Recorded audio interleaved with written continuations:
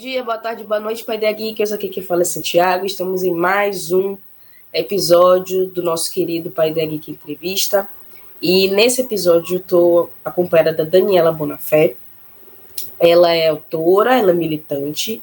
E a gente vai conversar um pouquinho, primeiramente, sobre o livro dela, o livro mais recente dela, Rosas de Chumbo. Oi, Daniela! Oi, Santiago! Oi, pessoal aqui do Paideia, tudo bem? Espero que todo mundo esteja bem, que nos acompanhe aí quando puder, de manhã, à tarde, à noite, de madrugada. Dá uma olhadinha aqui nessa entrevista, que eu acho que vai ser muito bonita. Eu estou muito animada. Obrigada pelo convite e estou muito feliz de estar aqui. Obrigada pelo aceite. Eu estou muito feliz de você estar aqui. Eu acho que o que você traz na sua obra, e aí eu vou querer que você fale um pouquinho, apresentar não só o livro, mas você também, os Paideia Geekers. Eu acho que você faz algo incrível. Eu vou só ficar nesse suspense até você poder apresentar. Faz algo incrível com sua obra. Eu fiquei assim maravilhada, bastante fascinada e muito impactada, né, pela importância do seu trabalho. Obrigada, Santiago. Então, gente, eu sou uma escritora, também sou professora e sou artista. E nesses 3 caminhos que se juntaram na minha vida, os direitos humanos sempre foram uma prerrogativa, especialmente na área da educação. Eu trabalhei por 17 anos na educação pública aqui em São Paulo, no estado e na prefeitura como professora de arte, e eu acho que foi através da literatura, de quando eu era jovem, do que eu lia com os meus professores, e desse meu caminho como docente, é que eu acho que eu encontrei nos direitos humanos um porto seguro, um lugar que me deu muito respaldo, sempre embasou muito a minha praxis na sala de aula. Então, é algo que acompanha a minha trajetória como docente. E aí, eu acho que em algum momento, eu não sei precisar quando, esse caminho da docência, ele se encontrou com o caminho da literatura. Eu acho que foi, para esse livro aqui, foi durante a pandemia que isso aconteceu. Eu escrevo há muito tempo, desde novinha, desde os 12 anos eu escrevo. Mas eu falo que eu sempre fui uma escritora, como que eu posso dizer, assim, tímida. Então eu escrevia as coisas e eu guardava, eu tinha vergonha de mostrar. Ficava engavetando os textos, como se fosse uma escrita mais íntima mesmo. Então eu escrevia de tudo, muita poesia especialmente, eu sempre li muita poesia, escrevi muita poesia, escrevi agendas, diários, como toda adolescente, mas tudo isso ia para a gaveta. E isso foi assim durante grande parte da minha vida. Eu só me assumi como escritora depois dos 35 anos. Até os 35 anos eu escrevia, mas eu não dizia assim, eu sou uma escritora. Não, sempre falava que eu era professora. Sim. E, no máximo, artista. E aí, quando eu fiz 35 anos, me deu um insight de que eu já tinha vivido bastante, quase metade da minha vida, eu estimava, e aquilo na gaveta. E eu fiquei me perguntando, assim, por que eu já vivi metade da vida e isso tá na gaveta? Eu vou viver a outra metade guardando tudo de novo? Não é possível, eu tenho que fazer alguma coisa com isso. E aí foi quando eu assumi que eu era uma escritora e comecei a organizar todos os meus escritos em pastas, no Drive, abri um repositório, tipo um blog, assim, onde eu ia colocando todas as coisas lá. Era um WordPress na época. Sim. Então, eu fui colocando tudo lá, organizando, catalogando os meus textos. Eu tinha muita coisa guardada. Tinha coisas da época, assim, de menina que eu datilografava, né, gente? Porque vocês sabem, né? Eu sou uma pessoa de 1981, datilografia na veia, antes do computador existir, pastas e pastas de textos datilografados. Caramba! tudo isso numa espécie de um repositório, vamos dizer assim, que era esse WordPress. E aí, depois que eu organizei tudo e deixei tudo lá, eu me senti encorajada a começar a mostrar para as pessoas esse repositório. Então, para alguns amigos próximos, eu comecei a divulgar esse endereço do meu pequeno blog. E algumas pessoas começaram a acompanhar e começaram a me dar um feedback. Nossa, Dani, isso que você está escrevendo é tão legal, isso é tão legal, tal. Bom, e aí eu acho que foi fundamental nessa época, e aí começa a pandemia, foi fundamental eu ter entrado em alguns coletivos de escrita, coletivos de mulheres que se organizavam para escrever. Um deles é o coletivo Escreviventes, do qual eu faço parte até hoje. Um coletivo com mais de 800 mulheres no Brasil todo, coletivo incrível. E esse coletivo, ele é feito de mulheres, assim, algumas muito experientes na literatura, outras que começaram agora. Tem gente de 20 anos, tem gente de 70, mas todas as mulheres com o propósito de escrever.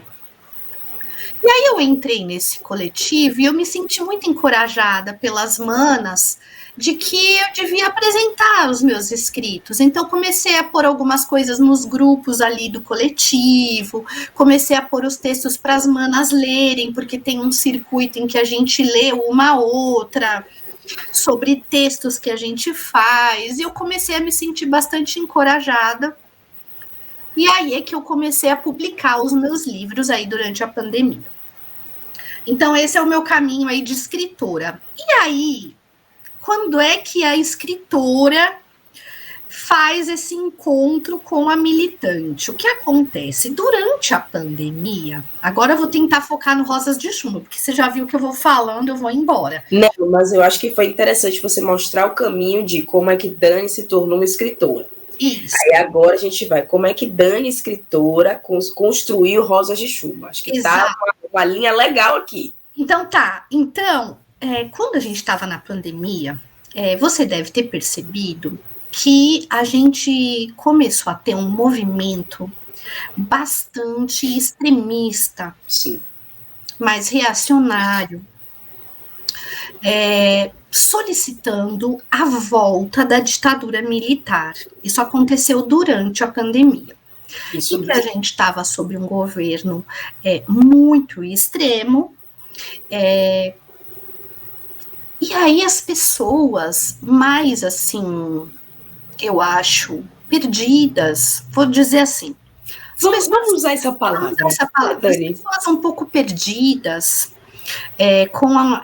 eu acho que suas estruturas muito abaladas por conta da pandemia, de tantas pessoas que perderam, né? Eu acho que elas não estavam pensando muito com a razão.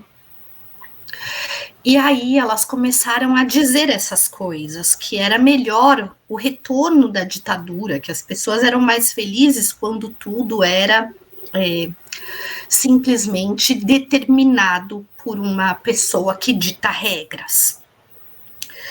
Isso começou a me deixar bastante, assim, incomodada. Era um incômodo diário com essas coisas que eu via nos noticiários. Até que eu comecei a perceber amigos que eram próximos, familiares, entrando nesse discurso da fake news e nesse discurso de que a gente precisa retomar uma ditadura militar. E aí começo a ver pessoas que até pouco tempo pareciam tão queridas indo à frente do quartel fazer manifestações com esses desejos. E isso me deixou completamente assim, sem chão.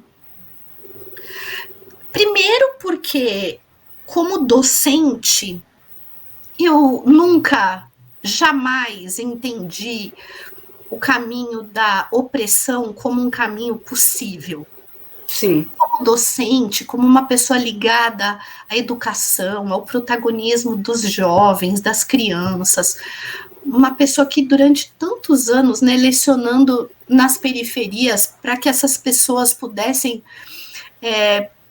sabe, se empoderar e terem os seus lugares de fala reconhecidos, tantas coisas assim na minha vida de docente, e de repente eu via pessoas muito próximas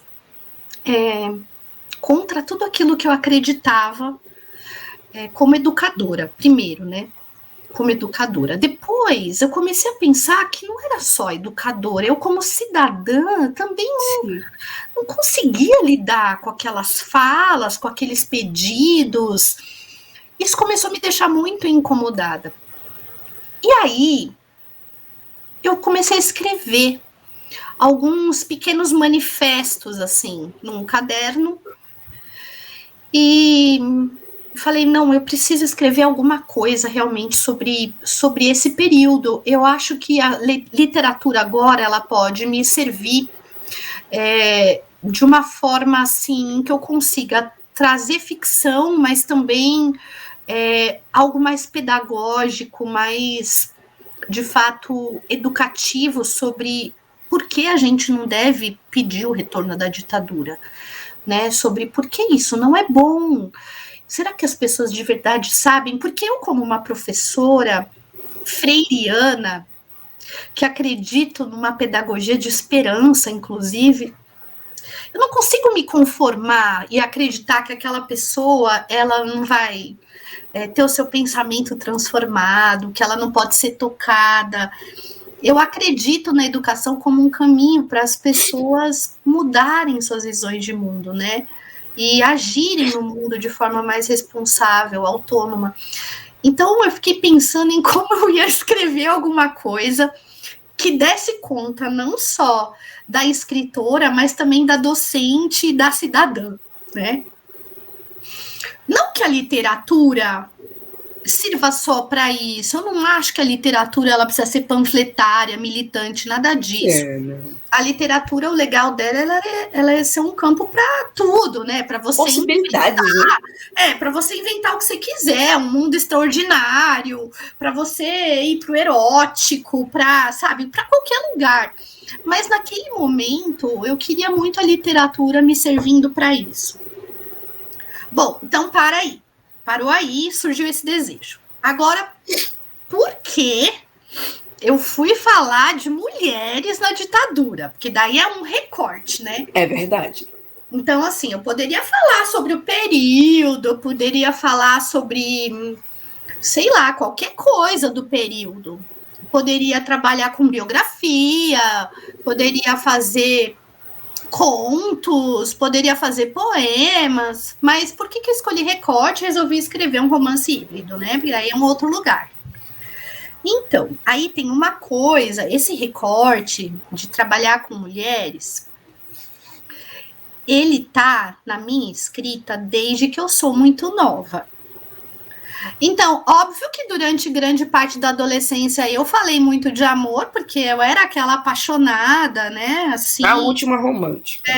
Amor platônico, amor que não deu certo, essas coisas adolescentes, mas de alguma maneira o recorte de mulheres, especialmente opressões, violências, morte, sempre acompanhou a minha escrita. Não sei te dizer exatamente por quê. Eu só sei que é uma característica minha.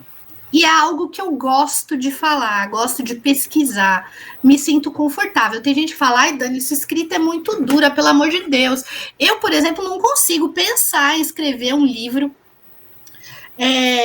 que não passe, pelo menos por enquanto, que não passe por essas temáticas. Eu falo que, por exemplo, eu tenho muita dificuldade de escrever sobre o amor. Um amor que não passe por um recorte de opressão, de maternidade, de violência. Mesmo quando eu escrevo sobre o amor, por exemplo, tem essa pitada. Eu vou escrever sobre memória, tem essa pitada. É uma coisa minha aí, sabe? Então, quando eu decidi que eu precisava escrever alguma coisa, logo me veio um recorte. Meu Deus, né? Talvez eu devesse falar sobre sobre uma visão mais das mulheres nesse período. E aí eu comecei a dar uma pesquisada e percebi que a gente tinha pouca literatura sobre a ditadura que focasse no recorte mulheres. A maior parte das literaturas, ou elas iam para um lado mais da biografia mesmo, e aí a gente tem muitos homens assim pesquisando. Sim, verdade. E poucas mulheres. E aí eu fiz esse recorte mulheres, e aí veio um outro recorte. Porque eu poderia falar das que estão vivas e sobreviveram. Dilma Rousseff, Amelinha Telles, tantas mulheres incríveis que sobreviveram. Mas eu pensei que não era adequado porque elas podem falar por elas estão vivas. Nada melhor do que elas falarem de suas próprias histórias, na voz delas. Aí depois eu pensei, então, não, vou falar então das que não têm mais voz, das que morreram. Vamos ver, quantas será que morreram e a gente tem registro? Eu comecei a pesquisar os documentos da Comissão Nacional da Verdade e descobri que o número de mulheres listadas era infinitamente menor do que o de homens listados, o que não quer dizer que elas não estavam participando ativamente. Só quer dizer que muitas não foram encontradas ainda, né? São aquelas que não estão listadas porque não foram identificadas no trabalho de legista e tudo mais, que demora anos.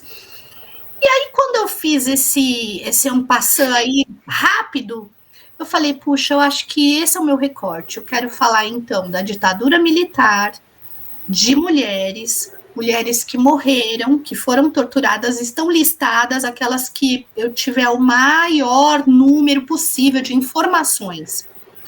Vou fazer um livro sobre essas mulheres para, de repente, na minha esperança de cidadã e docente, para além da escritora, que as pessoas se sentissem tocadas e olhassem para esse período com um olhar mais atento, mais apurado, e que elas conseguissem, de alguma maneira, repensar os seus desejos de retorno da ditadura militar no Brasil. Eu estava determinada a isso.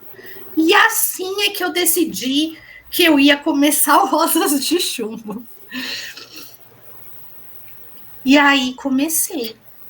Engraçado é que eu estava muito curiosa, porque você selecionou 50 mulheres.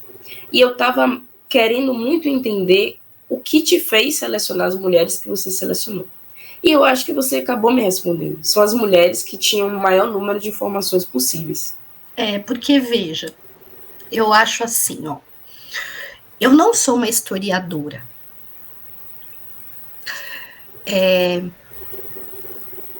Então, eu não queria um viés verídico só. Eu queria criar uma ficção. E para a gente criar uma ficção que convença o leitor, a gente precisa criar imagens na cabeça dele. Quando você lê um livro, você é fisgado porque você, enquanto está lendo, você está visualizando imagens daquela história na sua cabeça e você vai entrando nessa história a partir dessas imagens que o escritor criou para você, a partir daquilo que ele está inventando. Sim. Pode ter mais informações, menos informações. Tem escritores que eles dão detalhes enormes, né? Do ambiente, do tempo, da paisagem, Tem escritores que vão dar menos informações, mas, a princípio, o que te fisga, o que faz você ficar ali, é uma história que se desenha na sua mente, você é capaz até de ficar imaginando cenas posteriores sem ter lido o livro ainda. Você vai com aquilo para o seu sono, você dorme pensando naquela imagem. E para um escritor criar essas imagens, ele vai usar todos os seus recursos invencionistas. E eu queria criar as imagens a partir de pessoas reais, porque essas mulheres existiram. Eu não estava criando um personagem do além. As mulheres existiram.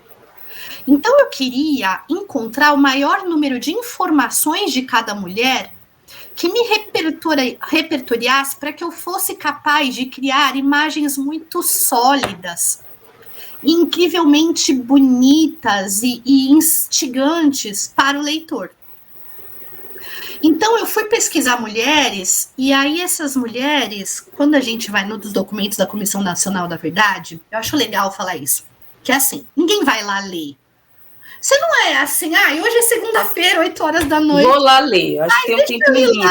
Entrar lá para ver o que aconteceu nesses documentos. Não, ninguém vai fazer isso. São autos de processo, são atestados de óbito, são boletins de ocorrência policiais, alguns recortes de notícia. Veja, ninguém que não esteja focado na pesquisa acadêmica, como historiador, na área de direitos humanos, ninguém vai lá ler. Então, ninguém da população que não seja esses pesquisadores ou os familiares dessas pessoas que morreram sabem dessas mulheres. Quem elas eram, onde elas viveram, o que elas faziam, ninguém sabe. Muitas delas, seus familiares, inclusive, já morreram. E elas estão lá só naquele auto, naquele processo, tal.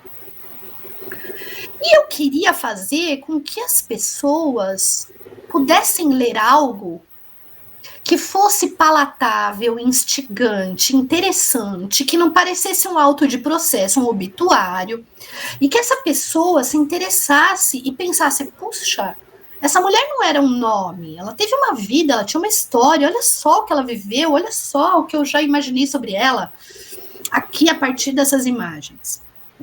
Então eu fui buscar mulheres em que eu tinha o maior número de informações nos autos, nos atestados de óbito. Então, era tudo.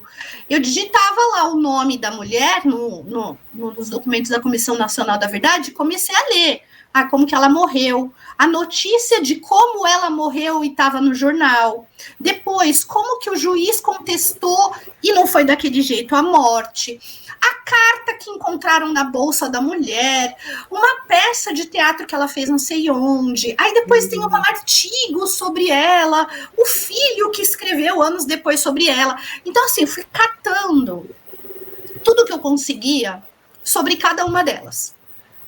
Um mosaico de mulheres se fez no meu drive. Recortes, pedacinhos, eu via a cara delas, eu precisava ver imagens, então eu ia atrás de fotos para entender como se desenhava aquela sobrancelha, como seria aquele cabelo. Aí depois que eu me repertoriei de todas essas informações, o que demorou muito, porque eu estimava que eu faria tipo uma mulher a cada 2 dias. No trabalho insano de escritora toda noite. Mas não foi assim, né? Porque, óbvio, como é que você lê um auto de processo que fala sobre uma mulher ter sido esfaqueada 50 vezes e você digere isso em 2 dias? É impossível. Não tem como. Não tem como. E o que justifica não ser algo que as pessoas buscam muito, né? Exato.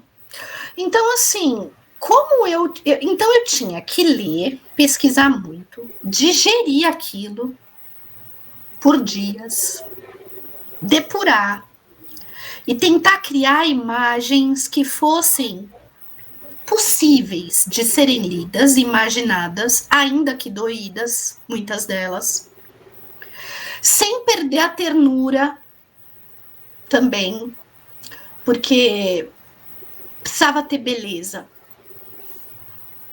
Porque a gente não fica num livro quando ele é duro demais, a gente para e não volta a ler.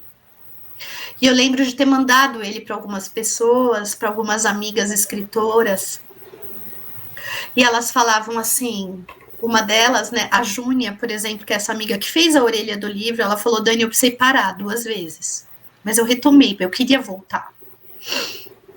E aos poucos eu fui deixando ele um pouco mais suave, então fui colocando alguns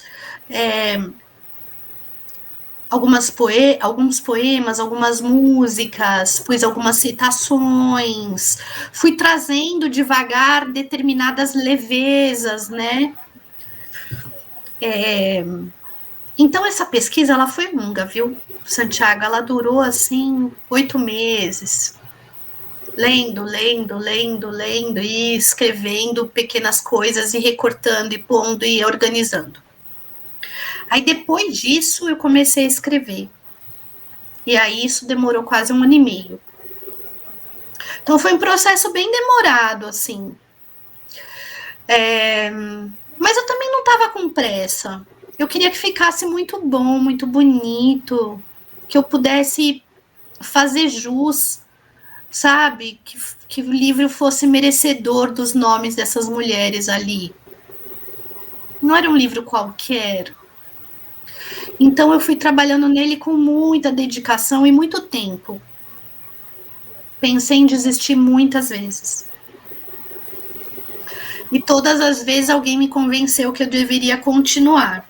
Pensei em desistir porque teve momentos que eu não consegui suportar as histórias. Eu achei que eu não ia dar conta emocionalmente de viver com aquilo por mais tempo. E aí alguém chegava para mim e falava, não, continua. Se você não fizer, quem vai fazer? As pessoas precisam ler isso. As pessoas precisam ler isso de outro jeito. Faz. Teve um dia que minha filha, ela estava com 13 anos, agora ela tem 16. Você vê, né, como demora as coisas. 13 anos, eu falei, Isa, você quer ler? Ela falou, não sei. Eu falei, é bem forte. Não, tá bom, eu vou ler. Aí ela leu Ai, mãe, não dá. Como você consegue ficar escrevendo essas coisas? Ela falou para mim. Você fica escrevendo de morte, de... Ai, mãe, como você gosta disso? Eu falei, eu gosto, filha, mas assim, o que você acha? Não, tá lindo, tá lindo. Aí tá bom. Aí passou um tempo, teve um dia que eu li uma história e eu não conseguia parar de chorar. E eu não conseguia mais escrever. E ela entrou no quarto e falou, mãe, o que foi? Eu falei, filha, eu vou desistir, eu não vou mais escrever Rosas de Chumbo, eu não aguento mais, eu não consigo mais lidar com essas histórias. Ela se agachou do meu lado, assim, eu tava na cadeira, ela se agachou e falou assim, mãe, você precisa escrever esse livro. Sabe por quê, mãe? Porque as pessoas da minha idade não sabem nada disso, mãe. Ninguém dos meus amigos, ninguém da minha idade sabe da história dessas mulheres. A gente precisa saber, mãe. Como você não vai escrever? Você tem que escrever. A gente não aprende isso na escola desse jeito. Falei, tá bom, então eu vou escrever. E aí passei uns dias lidando com aquilo e depois de uns dias eu retomei a minha escrita. Então foi um processo bem duro mesmo, sabe? Bem longo. E eu fico pensando, Dani, porque você se aprofundou no que era possível conhecer dessas mulheres, né? Oficialmente, extraoficialmente, mas você foi além disso, que foi tentar resgatar uma vida que foi ceifada, porque você não se conforma somente em falar, tipo assim, essa foi a mulher tal, ela fez isso, não, você vai mais além, você se aprofunda, você tenta falar sobre possíveis desejos e sonhos. Então, eu imagino que deve ter sido um processo extremamente catártico, porque você passou... Você vivenciava muitas emoções conflitantes, porque você tinha o luto porque aquela mulher se foi, o luto por uma vida que não vai existir, mas, ao mesmo tempo, quando você fala desses desejos e sonhos, existe realmente uma serenidade de pensar que, poxa, talvez aquelas mulheres tão bravas, tão guerreiras, né, tão corajosas, poderiam ter desejos simples, poderiam ser pessoas simples, poderiam ser pessoas carinhosas, sutis, enfim. Eu acho que realmente você deve ter passado por emoções muito conflitantes. Eu fiquei pensando assim, foi imaginando. Bem conflitante, Santiago. Eu acho que e muito catártico também, porque não, tipo assim, Rosas de Chumbo não foi uma construção, né? Foi um parto. Você geriu, você gerou, né? Você pariu uma história, porque foi muita coisa que se fez. É uma ficção, uma não ficção, mas existe muito de sonho, de desejo, que talvez parta de você, do seu entorno, não somente do que você conheceu dessas mulheres. Então, é algo muito complexo e algo muito único também, muito original. Quanto mais a gente vai conhecendo o processo, né, que você realizou em Rosas de Chumbo, a gente fica assim, gente, o que é isso? Então, é compreensível a gente ter pessoas ao seu lado que falam assim, não desista. Porque quem poderia pensar em algo assim, materializar algo tão grandioso quanto é Rosas de Chumbo? Que é uma coisa incrível. Santiago, você sabe, porque quando eu escrevia, quando eu estava escrevendo sobre elas, eu não queria que elas fossem, de novo, um número e um nome esquecido no livro, fechado numa prateleira. E aí, eu pensava que, poxa, aquela mulher, eu li lá na história dela, por exemplo, que ela teve um namorado. Poxa, ela tinha um namorado, ela saía para passear, ela se encontrava, ela amava aquela pessoa, ela beijava aquela pessoa, ela sentia tesão por aquela pessoa. Ela não era só uma mulher na luta da resistência, ela era, para além disso, muita coisa. Ela era uma bióloga, era uma atriz, era uma mulher que estudava química, ela era uma mulher dos afazeres do lar, era uma senhora, era uma jornalista. A gente tem mulheres com inúmeras histórias incríveis. Ela tinha filho, ela estava grávida, né? Ela estava comprando enxoval para o bebê. Ela tinha expectativas. Então, assim, ela fazia parto das pessoas na comunidade, ela trouxe tanta gente ao mundo. As mãos dela. Então, assim, aquelas mãos trabalharam, aquela cabeça pensava, aquele coração amava, aquela pele tomava sol, ela vestia um vestido, ela usava uma calça jeans, ela desenhava. Mulheres como nós. E aí, de repente, elas não eram mais nada. Elas não eram nem um corpo mais possível de ser velado pela própria família. Elas não eram mais encontradas, nunca mais, assim, e muitas pessoas morreram, familiares morreram sem ver seus filhos, seus irmãos, suas irmãs. Então isso foi me dando, assim, uma concretude. Eu queria muito que o livro, ele fosse, ao mesmo tempo, forte, duro, corajoso, mas eu também queria que ele tivesse esperança. Que ele trouxesse para a gente a esperança dessas mulheres, que muitas delas estavam, uma delas foi morta sem nem saber por quê, ela estava só passando na frente de uma manifestação. Meu Deus. Né? Assim, a outra estava, depois do dia inteiro de trabalho, ela estava voltando para casa a pé, tomou uma bala perdida. Então, assim, a gente tem mulheres que estavam na resistência e tem mulheres que simplesmente estavam vivendo também, sem nenhuma frente de resistência, e foram mortas. A gente tem de tudo no livro. E aí, conforme eu ia pensando nessas mulheres e descobrindo as histórias delas e criando, elas também me apareciam cada uma de um jeito. Assim, eu digo, para eu escrever. Então, eu estava lendo e uma delas, por exemplo, sei lá, estava aquela carta na bolsa. Eu logo pensei, puxa, uma carta na bolsa, de quem será essa carta? Nossa, eu vou escrever a carta da mãe dela para ela. E é a mãe falando sobre a filha. Ou então, eu estava lá lendo a história daquela mulher e descobri que ela era atriz. Por que não fazer a parte do romance na forma de texto teatral? E logo me veio pensar um monólogo dela em cena, atuando. E eu visualizava ela atuando e falava, nossa, que linda ela fazendo isso e falando dela.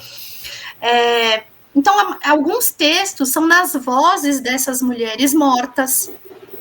E aí fica uma coisa meio insólita. Alguns são nas vozes de seus familiares. Outros são nas vozes de objeto dessa pessoa. Então, tem uma parte do romance que é como se fosse no gênero conto, mas dentro do romance, que é a mala de viagem dessa mulher contando sobre ela, sobre o seu amor por ela, porque ela viajava muito e a mala era a sua companheira.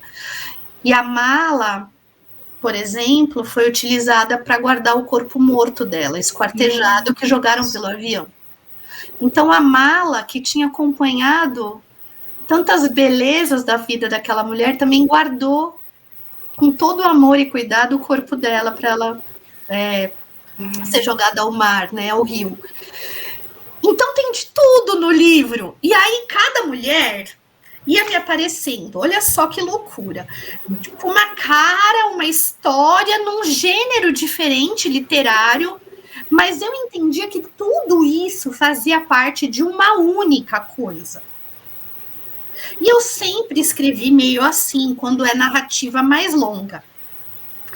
Eu escrevo meio híbrido, que é a gente usar diversos gêneros dentro de uma narrativa. Então, você vê o romance acontecendo, mas uma parte dele é poesia, uma parte é música, uma parte é conto, uma parte é romance, uma parte é crônica, e você vai seguindo o desenrolar daquela história. E aí também eu desconstruo um pouco a ideia do que é um romance. Porque as pessoas tendem a achar, e é um cânone isso, né? Na literatura, que o romance tem um protagonista principal, tem um núcleo ali de pessoas com os quais aquele protagonista vai se relacionar. Tem uma jornada. Uma jornada, tem toda uma ambientação única, ou de 3 a 4 lugares em que aquele romance se desenvolve.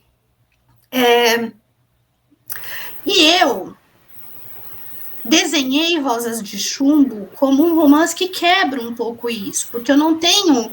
A protagonista não é uma mulher. E não são 50 protagonistas, não é isso. O protagonismo é mulheres à frente da resistência da ditadura. Esse é o protagonismo. Elas ali, coletivamente existindo, e apesar de muitas se conhecerem, outras não, a gente não tem uma narrativa sobre umas, é sobre todas, mas é como se o pano de fundo fosse a condição da mulher na resistência naquele período. Essa é minha protagonista. É a resistência das mulheres naquele período. E eu não tenho um ambiente, eu tenho muitos ambientes, mas todos eles são o quê? O Brasil naquele período.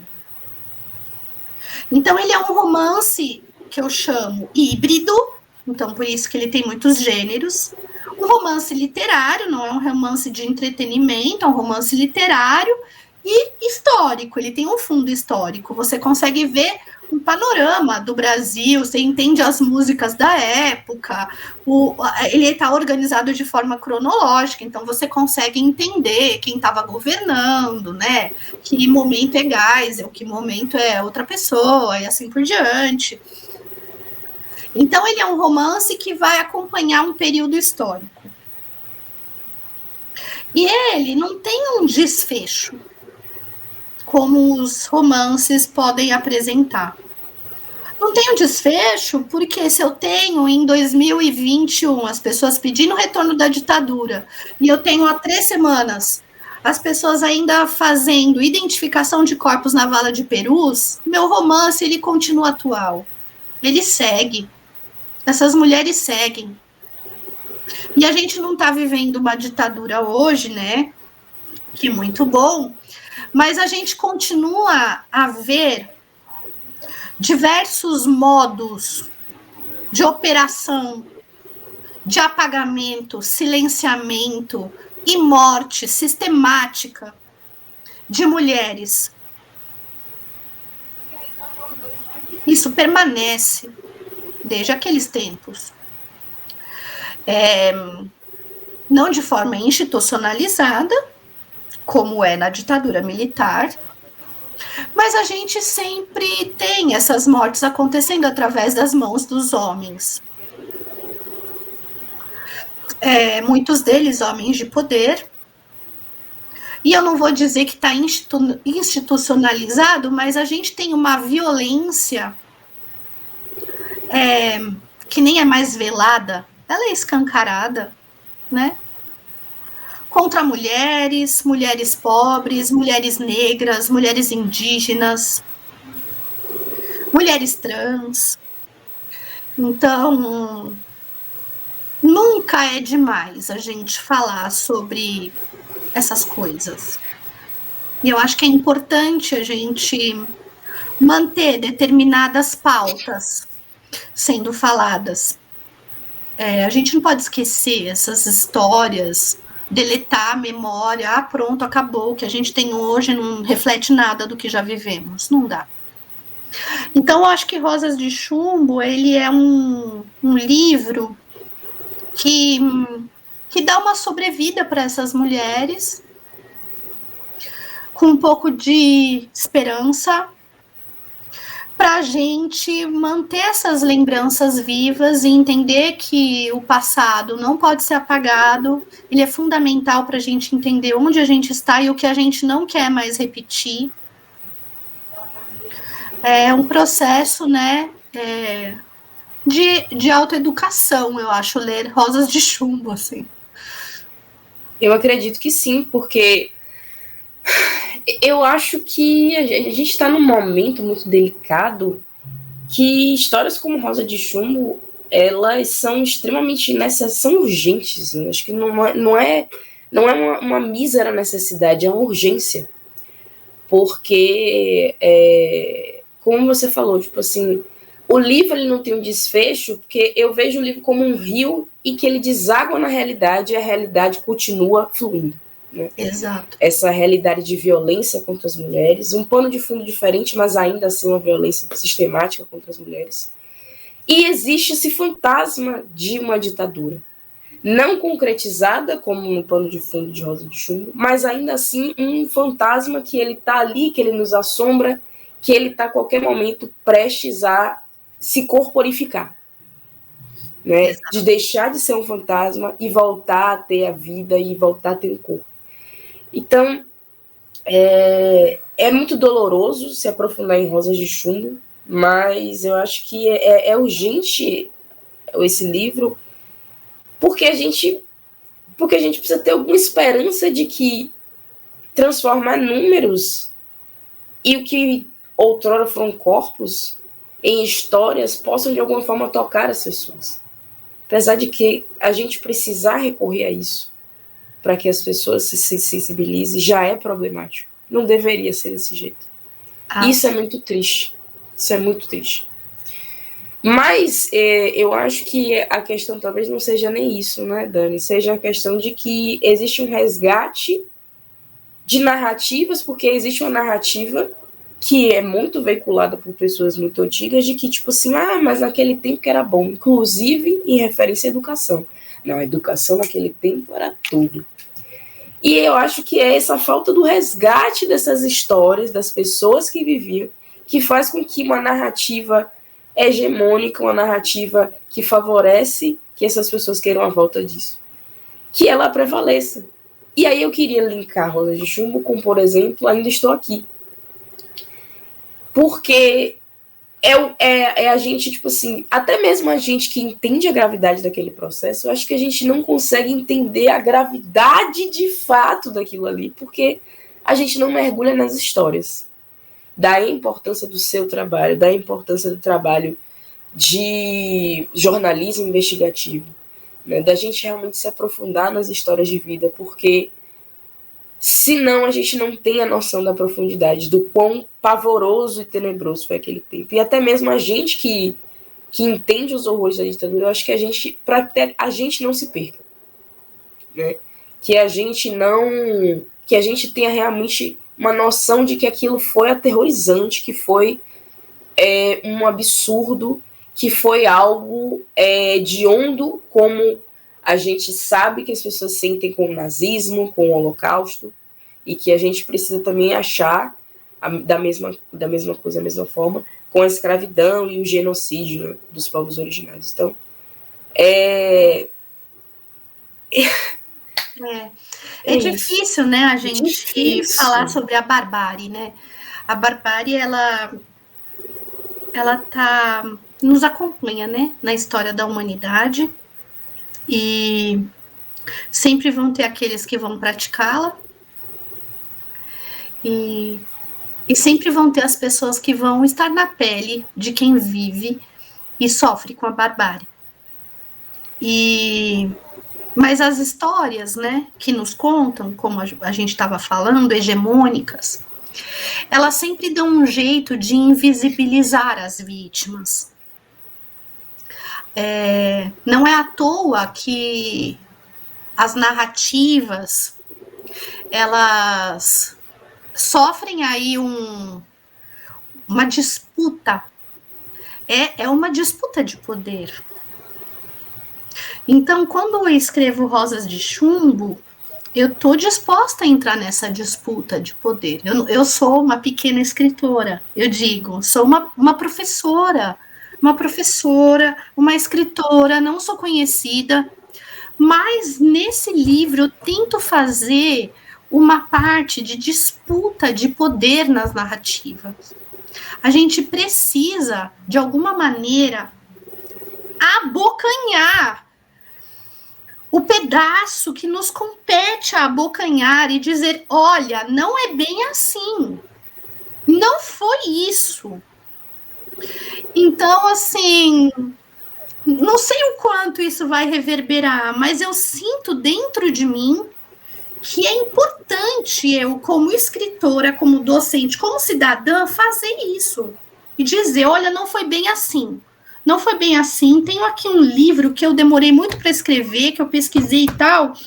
E olha, na disputa da narrativa, eu tenho isso daqui. Pode parecer pequeno, mas eu acho que se cada um de nós, onde quer que atue, se disponha a fazer essa coisa de abocanhar o que é necessário nessa disputa de poder pelo discurso, talvez a gente consiga, não sei, uma pequena onda de transformação. O que eu não consigo mais, Santiago, é ficar em Plácidas Nuvens observando. Não consigo. Assim, eu me coloquei na arte, porque desde muito jovem não consigo viver em Plácidas Nuvens.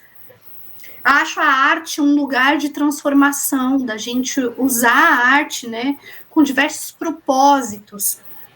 E a arte, eu acho que ela traz pra gente um respiro. Ela é uma outra forma de viver o mundo, de ver o mundo, sentir o mundo. E aí, quando eu me coloco depois da arte na docência, é com mais este propósito de continuar fazendo a disputa do discurso, da narrativa e trazer isso para os jovens, cada vez mais para as crianças e para os jovens. E aí, quando eu me deparei com o momento de me assumir escritora, não existe um outro lugar para mim a não ser esse, de eu abocanhar a parte que eu acho que eu preciso abocanhar e fazer disputa de narrativa. Ai, Dani, mas você vai fazer... Não é isso, não vou fazer sempre isso, né? Mas, assim, todos os livros que eu escrevi, mesmo os mais fantasiosos e imaginativos possíveis, os mais ficcionais, os infantis também, os juvenis, tem alguma coisa ali, né? Tem alguma coisa ali. Então, assim, quando eu vou falar de Bento e Tuca, que é o meu último infantil, tá falando de amizade entre um garoto e uma tartaruga, mas no pano de fundo tem aí questões ambientais e os pescadores de pesca artesanal. Tá no fundo do meu livro. Para mim é uma questão importante. Contos para o fim do mundo. São contos, uma narrativa super entrecortada, que você pode ler de qualquer parte do livro. Se você junta essas partes, vira um romance, pode ler de trás para frente, de frente para trás, como você quiser. Pano de fundo. É um colapso climático, não tem mais água. E nesse pano de fundo tem a trajetória de uma mulher que vive diversas opressões. E ela vai passar por um caminho de autodescoberta até ela se empoderar de si. Então, assim, todos os meus livros, até os mais delicados, como o Útero, que conta em poesias minhas maternidades, gestações e puerpérios, ele é uma luta pela não invisibilização da mulher mãe, da mulher puérpera, da mulher que está em luto neonatal. Ele fala de violência obstétrica, ele fala de tanta coisa importante assim. Então, eu não consigo deslocar nenhum dos meus livros, e acho que é a primeira vez que eu, de fato, assim, num programa observo isso. Eu não consigo deslocar nenhum dos meus livros escritos da minha militância, pelas coisas que para mim são muito caras. Eu acho que não teria nem como, né? Eu acho que quando a gente escreve, não tem como se escrever deslocado de quem você é, dos seus princípios e dos seus valores. Não sei. Mesmo até que você não quisesse. Um narrador outro, ainda assim, você consegue visualizar a Dani naquelas linhas, sabe? A minha escrita, ela tem uma cara, ela tem um jeito, ela tem o meu jeito de falar, minhas palavras. Seu toque, né? Não adianta, né? O que você acha de eu ler um pedacinho? Eu quero, vamos, por favor. Um trechinho pequeno, para não ficar cansativo, né? Cansativo? Como assim? Eu tô aqui completamente nas nuvens com o que você tá falando. Será que posso ler esse daqui? Aqui, ó, vou ler esse. Aquele que eu falei da mala, o que você acha? Meu Deus do céu, eu achei... Só de você falar, eu já os olhos marejaram. Mas vamos lá, eu acho que ele pode dar uma ideia de como é Rosas de Chumbo. Para Mônica Suzana Pinos de Binstock. A mala de couro está pesada. As cintas e fechos, quase estourando, denotam o excesso de bagagem. Está bem acomodada agora no caminhão, junto com as outras, mas é só mais uma. Uma dor imensa. Chora sangue. Não quer ver. Se pudesse ser gente, já teria dado fim em si mesma. Houve um tempo, e se lembra muito bem, em que carregava as roupas das crianças, todas cheirando a sabão de coco e perfume de alecrim. Ela gostava que seu tecido interno estivesse em contato com a maciez daqueles pequenos pijamas. Já os pares de meias tratavam de lhe contar sobre os jogos no campinho e ela viveu um tempo feliz de fazer parte. Antes disso, conheceu o interior da Argentina durante a lua de mel. Pensava naquelas roupas íntimas da mãe fazendo a festa e, ainda que guardada no armário, ouvia os gemidos dela e os suspiros dele sem fôlego. Se não fosse cinza, teria corado de vergonha mesmo sem ver nada. Sonhou planos de futuros. Até pressentiu que receberia uma fina camada de creme para preservar seu aspecto sóbrio. Foi uma tolice. A mãe estava furada no peito e foi levada ao hospital junto com ela, com escassos pertences dentro. E para completar o martírio da madrugada, homens de capuz agarraram a mãe do leito, assim como as suas alças. As pressas foram levadas juntas para um porta-malas. É pena ter esse nome. Primeiro, porque o local não tem higiene alguma e ficou cheio de sangue. Segundo, porque porta-malas carrega também pessoas. Então o nome não nomeia direito. A mãe sobreviveu e ela a acompanhou, ainda que ambas estivessem estraçalhadas. Nos últimos tempos, se sentia cansada, de lá para cá, em viagens sem fim. Conheceu Cuba e os encantos do rum derramados sobre ela no bar. Depois o México, quando guardou a pequena imagem de Nossa Senhora de Guadalupe. A mãe dizia que a santa a protegeria do mal. Quando escutou que viajaria para o Brasil, pensou que teria paz e que, enfim, seriam tempos de bonança. O país tinha fama de ser bonito e quente. Quem sabe, com a tranquilidade do lugar, a mãe não achasse um tempo para limpá-la numa lavanderia especializada, para que retomasse a cor da qual tanto sentia falta. Foi tudo muito breve. Em solo vizinho, não encontraram amigos.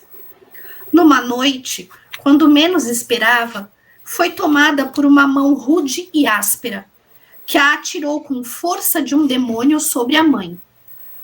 Não a queria machucar, gritava para que parasse, mas há quem diga que malas são mudas, e talvez sejam mesmo.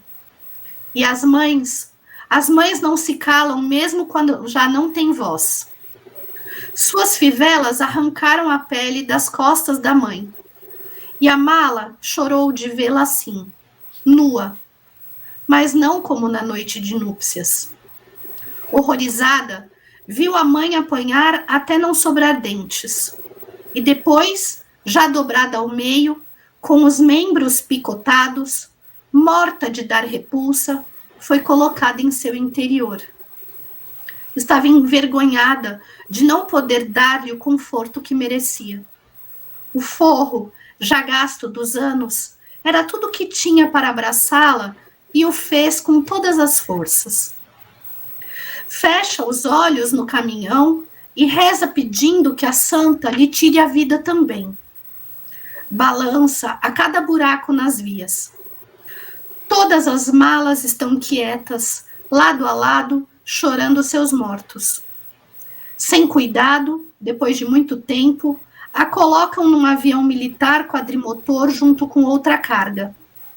De escuro em escuro, pede piedade. Quando o feixe de luz invade o avião, vê o rio Paraná brilhando prateado ao sol. A imagem parece bonita depois de tudo. 2 homens altos rolam seu corpo quadrado, estufado, pingando pelo mato até a margem, e a carregam para dentro de uma pequena embarcação. Ela pensa que ao menos poderá devolver à mãe a sua terra natal, e sente que, apesar da longa travessia, cumprir esse papel lhe trará dignidade. Mas a viagem dura uns 100 metros. Sem tempo de se despedir do mundo que conhece, é jogada com força no rio. Afunda rapidamente pela água barrenta, que entra por todos os cantos, afogando sua dor. Será que, enfim, está tudo acabado? Suplica. Não. O estado das coisas é algo para se pensar. As coisas ficam. Depois das pessoas, as coisas ainda estão lá. Permanece descendo rumo ao fundo, carregando a mãe. Nossa. Duro, mas bonito também. Bonito também, singelo. Porque Suzana tinha, na minha cabeça, a cumplicidade dessa mala, dessa amiga, que acompanhou ela por todos esses momentos, e fiquei pensando, né, todas as viagens que a Suzana fez, ela de fato viajou para Cuba, ela de fato veio para o Brasil, ela sai da Argentina, ela teve filhos, ela teve um marido, e aí pensei naquilo que poderia estar acompanhando ela por todo esse tempo e no modo que ela foi morta, né, como que ela foi morta. E aí, nada melhor do que essa mala contando a história de vida da Suzana, né? E sendo a companheira dela, no fundo, para sempre. Muito bonito mesmo. Ai, Jesus. Ai, com base nisso. Desculpa, Santiago, mas é que assim, eu não posso dizer para você que tem nada aqui que não faça a gente pensar, viu? Não teria algo levinho para eu ler para você, não, viu? Mas eu acho que como é que vai ter algo leve de um período assim, tão sombrio? Né? O máximo que eu consegui de deixar bonito e leve, de alguma forma poético, né? Eu fui tentando durante o livro deixar um pouquinho mais assim suportável. Mas foi algo muito. Eu acho que. Eu fiquei pensando quando a gente estava conversando, tipo assim, eu acho que você. Eu acho que você realmente levou literal o vida após a morte. Né? Eu acho que foi isso que você fez no seu livro. Né? Você conseguiu criar vida a partir da morte. E eu acho que de uma maneira muito, muito bonita, né? Tipo, a mistura entre a dureza e a delicadeza, a partir desses poemas e desse romance híbrido, é algo muito bonito, né? É algo muito poderoso. Eu acho que é isso, é poderoso. Eu acho que conseguir passar por esse livro incólume, eu acho que se alguém consegue passar por esse livro sem refletir, sem se deixar tocar por ele, eu acho que essa pessoa já se perdeu.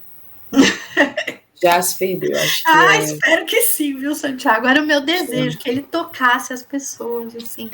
Fizesse a gente parar um pouquinho, sabe? Parar um pouquinho.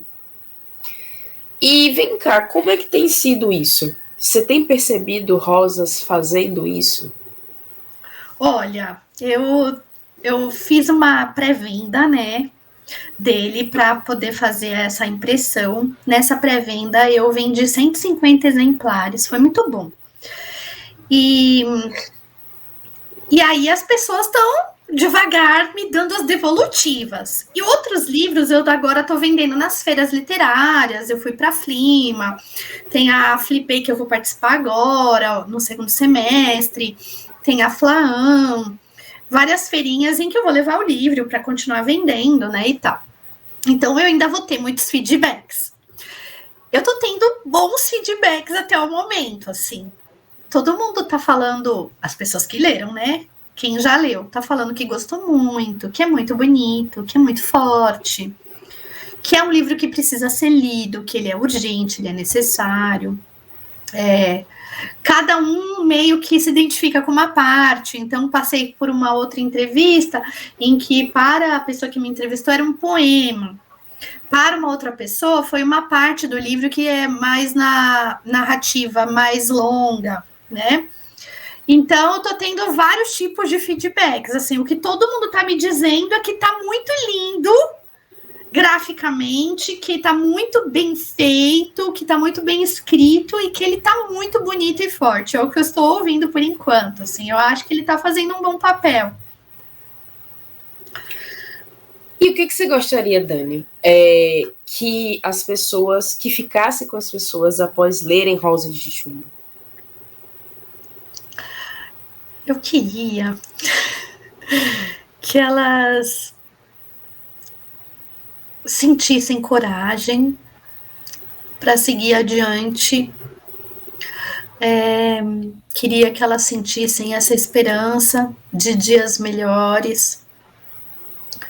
Queria que elas sentissem beleza e delicadeza, que eu acho que são duas coisas que estão cada vez mais difíceis da gente experimentar. Os dias estão muito brutos, as redes estão muito rudes, as pessoas estão muito duras, as gentilezas, elas são um bálsamo. E eu acho que esse livro ele carrega várias gentilezas, assim, várias delicadezas e belezas. Eu, como uma pessoa da arte, eu sinto que é muito importante as pessoas sentirem isso, experimentarem nos seus dias mais difíceis, nos dias adversos, um pouco de beleza, de gentileza e de delicadeza. Eu quero muito que elas leiam um livro e sintam que a gente pode muito mais do que a gente acha que pode enquanto povo. Queria que elas se sentissem, assim, animadas para viver tempos mais felizes, de mais, assim, justiça, de mais amor, de mais vida de verdade para as pessoas, né? O que a gente faz muitas vezes é sobreviver aos dias, lutar para se manter vivo. E eu queria muito que a gente experimentasse a sensação de mais do que isso, de acordar e falar, não, hoje eu não vou só me manter vivo. Hoje eu vou me manter vivo, eu vou sonhar. Hoje eu vou me manter vivo e vou viver também gentileza, esperança, assim. Parece meio piegas tudo isso, né? Meio bobo, ingênuo, sei lá o que as pessoas vão pensar quando elas me escutarem. Mas eu, como uma mulher assim, da minha história de vida como uma professora, como uma escritora, uma militante, uma artista, meu maior desejo acho que é esse, sabe? Eu não acho piegas, eu acho que é... Acha que é muito bobo, né? Que é ingênuo. E eu acho que isso já demonstra algo sobre o que a gente está vivendo, né? Se algo tão bonito, algo tão simples e algo tão bom para todo mundo é algo bobo, né? Eu acho que isso também diz muito do que a gente está vivendo, né? Acho que a gente não tem mais... É como se a gente não tivesse espaço para isso. Espaço e queria, claro, né, simples, Santiago, que essas mulheres, assim, fossem lembradas com a justiça que elas merecem, com o respeito que elas merecem, para que a gente sinta que a gente, assim, como mulher, eu como mulher, para que eu me sinta também, sabe, encorajada a viver a minha história. Eu não quero ser uma mulher que vai virar um número, que vai ser esquecida, que vai sofrer mais violências do que eu já sofri. Eu quero outras coisas para mim como mulher, sabe? Eu quero coisas melhores para mim. Então, meu desejo com o livro é que as pessoas percebam isso, sabe? Que nós mulheres queremos tantas coisas incríveis e maravilhosas e que a gente não merece, né? Assim, o tratamento que a gente vem recebendo sistemático de violência desde muito antes de eu nascer e, sei lá, antes do mundo ser mundo, isso já acontece. Então, assim, eu queria que esse livro fosse... É o meu chega, sabe? Chega. E onde é que a gente pode encontrar rosas de chumbo, Dani? Para a gente conseguir cultivar essa esperança, essa manutenção de querer algo além dessa realidade crua que a gente está vivendo.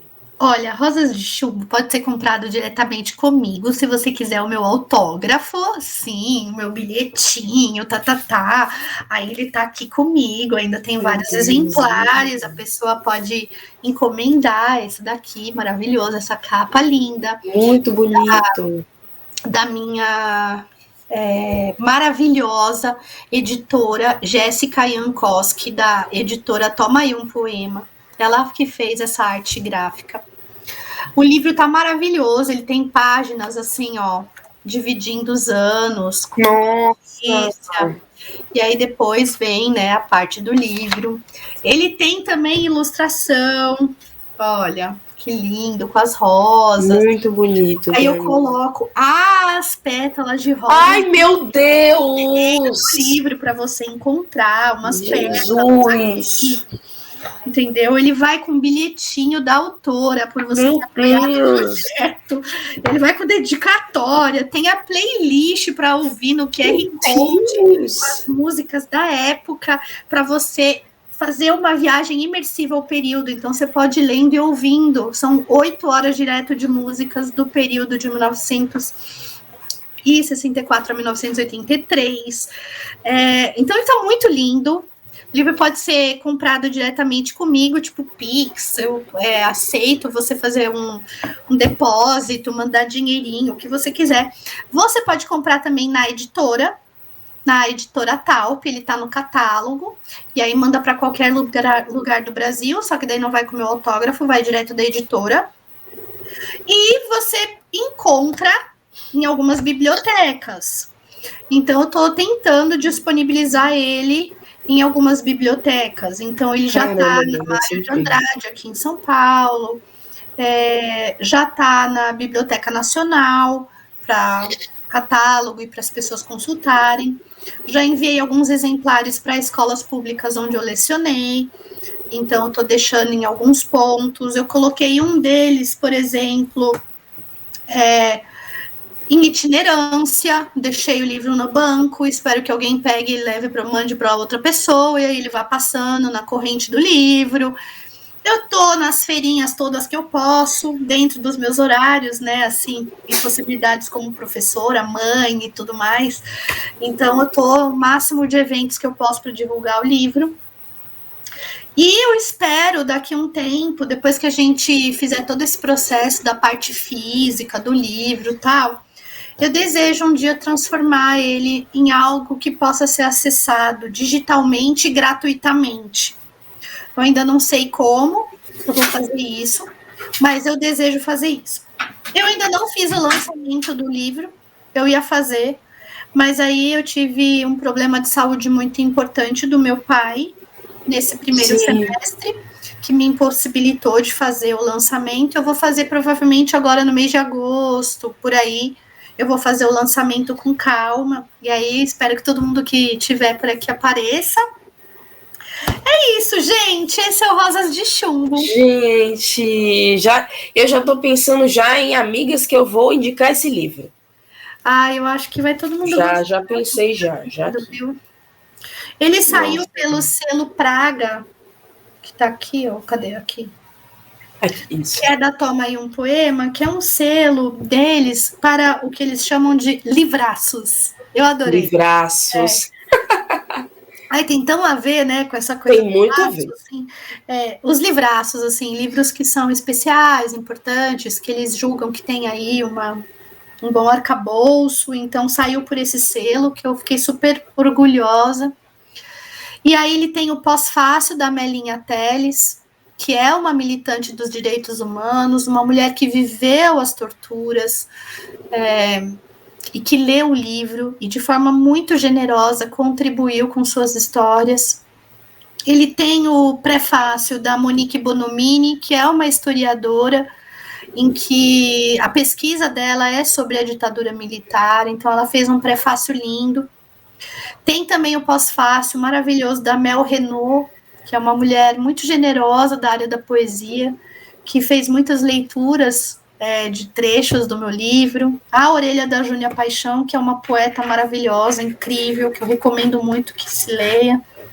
Então, ele está muito lindo. Ele foi todo editado pela Mabelle Venson, que é uma escritora fantástica também, que viu um potencial incrível no livro e aprovou assim que chegou lá. Então, assim, eu só tenho... É muito legal, porque é um livro sobre mulheres, onde só tem mulheres. Isso. Na edição, na capa, na revisão, na diagramação, no pós-fácil, no prefácio, na escrita, tudo mulher, entendeu? Então, eu acho que é um grande... É uma celebração, assim. É verdade. Gente, que coisa fantástica, Dani. Eu estou muito maravilhada com o Rosas de Chumbo, com a nossa entrevista, a nossa conversa. Eu só queria muito agradecer por você estar aqui, por você ter compartilhado todo esse processo, não só da escrita, mas também de você como escritora. Foi muito bom, foi muito catártico, foi muito potente a nossa conversa de hoje. Gostei muito. Agradeço muito, viu, por essa oportunidade. Eu acho que quanto mais a gente, não assim falar do livro, mas sabe, falar desse assunto. Sim. Eu acho que é importante. É claro que o livro está aí como um grande foco, mas assim, é um assunto importante. Eu acho que a gente tem que lembrar para não esquecer, resistir e seguir para novos rumos, né? Mais felizes para nossa história. Eu acho tão importante isso, no sentido de... Eu fiquei muito me questionando, meu Deus, como é que a gente consegue criar esperança a partir de uma história tão crua, tão visceral? Mas eu acho que só de ouvir você falando, acho que dá para entender como é que a gente consegue chegar nesse patamar. Fazer uma virada de chave, né? Isso. Uma virada de chave. Não, assim não dá mais.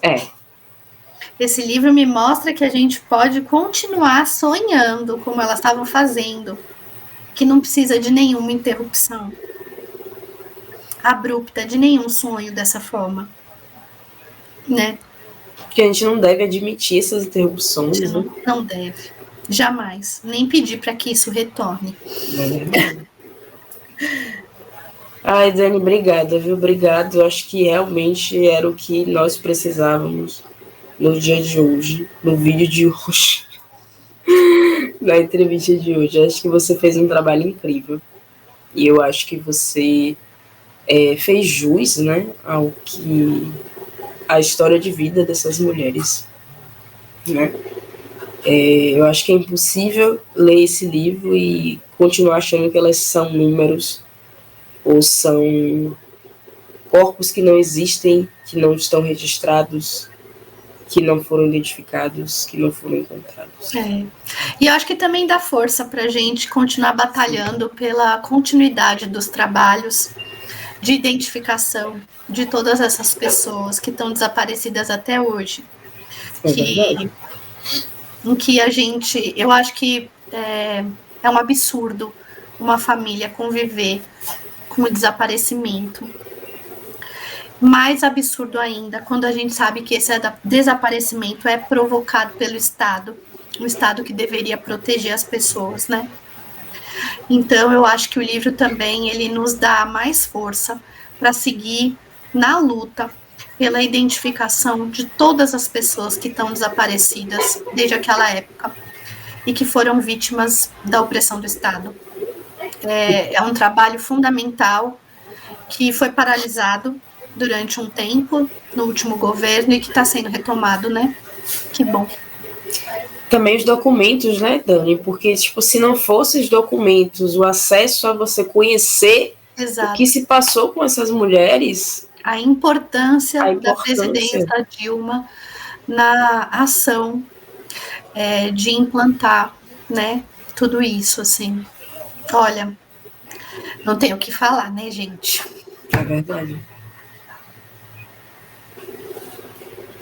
Ai, Dani, só tenho que agradecer a você, muito obrigada. Eu estou muito ansiosa para poder adquirir o meu exemplar de Rosas de Chumbo. Acho que é um livro muito lindo, poderoso, enfim. E eu espero que as pessoas que assistam esse vídeo, que se interessem, vão até a Dani, encomendem o livro. Eu acho que vale muito a pena. Ter uma dedicatória dessa escritora incrível, maravilhosa. E talvez um souvenir, né, uma rosa no meio do livro. E vai uma. É isso. Então, Dani, onde é que a gente pode te encontrar nas redes? Eu acho que é importante. Tá, gente, eu tô no Instagram, que é a minha vitrininha, é o @Bonafé Daniela, tudo junto. Eu tenho um site também, que é o danielabonafé.com.br. Esse site, ele compila tudo que eu escrevo. Tem textos, tem todas as minhas publicações, tem músicas que eu componho, tem as entrevistas que eu fiz em vários programas, tem vídeo, tem meu trabalho com vídeo poema, tem meu podcast Jubas e Pitocos, tem toda a parte também para as infâncias. Então, ele é um site muito completo, vocês podem me encontrar lá. Eu também estou no TikTok, tentando chamar o povo mais jovem, escritora Daniela Bonafé. Eu estou em todos os lugares, eu estou no YouTube, eu estou no adorei! Eu estou em todos os lugares, eu me meto em todos os lugares, eu só não estou ainda, claro, né, gente, assim, ainda não consegui estar no Twitter, não faz muito o meu estilo. Eu acho que é melhor... Não faz muito meu estilo, mas em todas as outras redes você me encontra, dá um Google Daniela Bonafé, você vai encontrar o meu site, o meu Instagram, meu YouTube, meu TikTok, e se aparecer mais alguma coisa eu entro também, porque eu acho que a gente tem que usar o máximo que a gente puder das redes ao nosso favor e para coisas legais, entendeu? Isso mesmo, Dani, gostei, é isso aí. Então é isso, gente. Então é isso, gente. Espero que vocês tenham gostado. Muito obrigada, Dani. Realmente, sério mesmo. 1000 vezes obrigada. Eu amei. Eu também. Parabéns pelo programa, né? Que tá lindo. Obrigada, Dani. Obrigada a você. Parabéns pelo livro, que ele tá sem palavras. Sem palavras por Rosas de Chumbo. Essa belezura, meu Deus, que livro forte, potente, incrível, transformador. Muito bom. Um beijo. Beijo, Dani, até mais. Até. Tchau. Tchau, tchau.